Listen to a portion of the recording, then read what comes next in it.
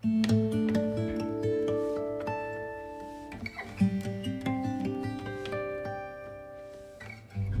YouTube, c'est Héloïse, il est 7h et je pars uniquement de Toulouse. Voilà donc ce matin, je sais pas trop pour combien de temps je vais partir marcher aujourd'hui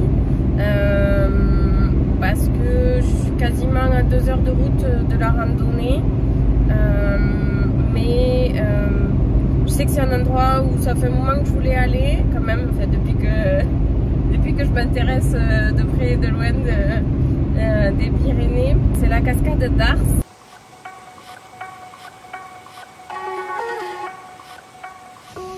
Et voilà, ça y est, on a commencé à marcher donc en direction de la cascade d'Ars et de l'étang de Buzet.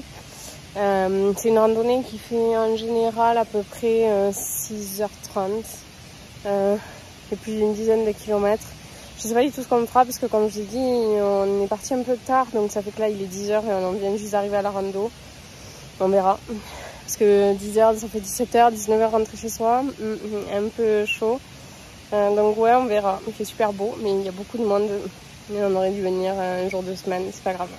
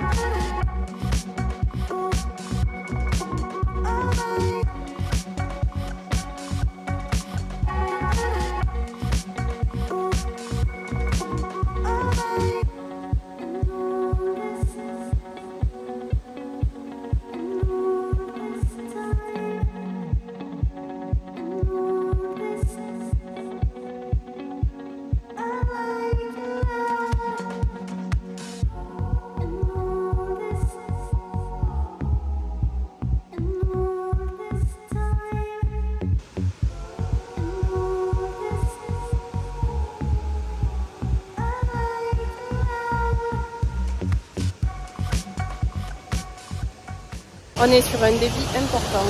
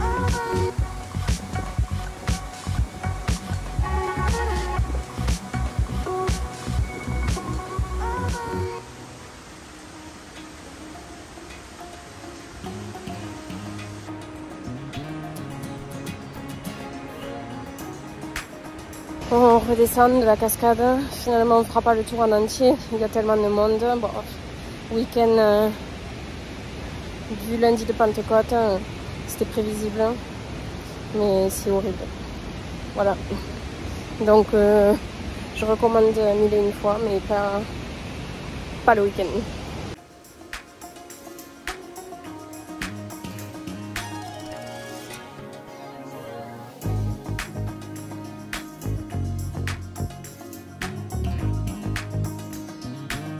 Par contre, c'est vrai que je ne vous ai pas dit, mais la cascade d'Ars c'est donc sur le GR10. Bon, pour tous ceux qui étudient les cartes actuellement, vous devez le savoir de toute façon.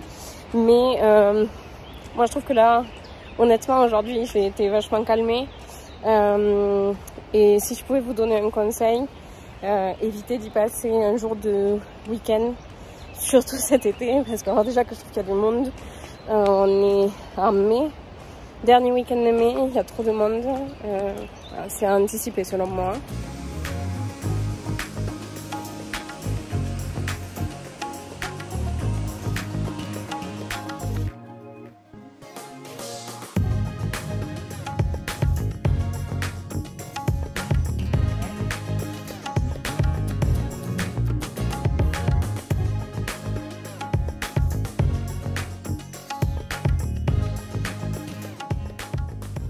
Et voilà, on arrive à la voiture, ça fait à peu près 10 km de marche si vous faites cascade voiture. Et c'était une belle journée, bien ensoleillée, même si là ça s'est couvert.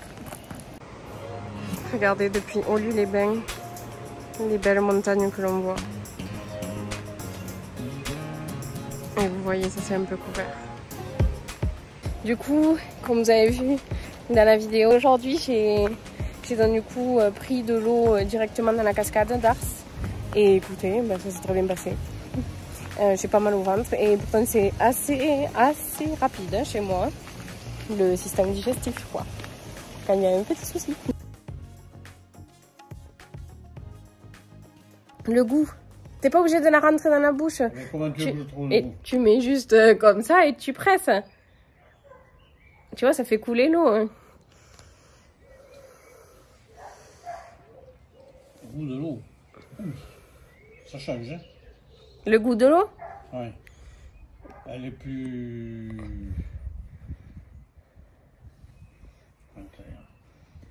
Elle est plus nature.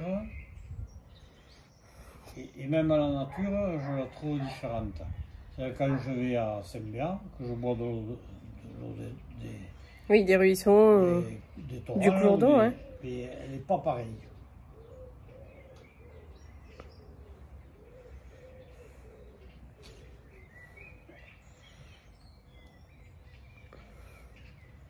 Je la trouve plus, j'arrive pas à trouver, plus neutre que celle des torrents. Celle-là, là, dans le contenant, là, c'est de l'eau d'Ars, du ruisseau qui s'appelle Ars et la cascade d'Ars qui est dans l'Ariège. Et en fait, si tu veux, je l'ai gardée pour la faire essayer. Oui, c'est bon. Là, tu le diriges dans ta bouche. T'as pas besoin de le mettre dans la bouche. Tu le penches juste au-dessus et t'appuies. Appuie sur la gourde. Voilà. Et du coup, tu trouves qu'il y a une goutte de filtre? Non, c'est de l'eau. Je sens que c'est de l'eau, non, l'eau propre, l'eau potable. Non, c'était pas de l'eau potable, c'était de l'eau des Pyrénées. Hein. Ah ouais? Ouais, de la cascade. T'as pas l'eau potable, on dirait pas. Hein. On dirait pas, hein? Pourtant, si tu prends l'eau du robinet, tu sais qu'il y a une différence de goût. C'est-à-dire? L'eau du robinet, c'est pas pareil. Le goût, tu le sens. Ah oui? Tu le sens direct. Ben là, on dirait juste de l'eau pure, quoi. C'est ça. Et c'est de l'eau de la cascade. Hein. Non, là, ça sort du frigo. Mais ça a plutôt bien gardé la fraîcheur parce que, tu sais, en gros, j'ai pris l'eau de la cascade. Et en gros, le temps que je redescende, il m'a fallu 1h30 pour redescendre dans la voiture et l'eau était toujours aussi fraîche, quoi.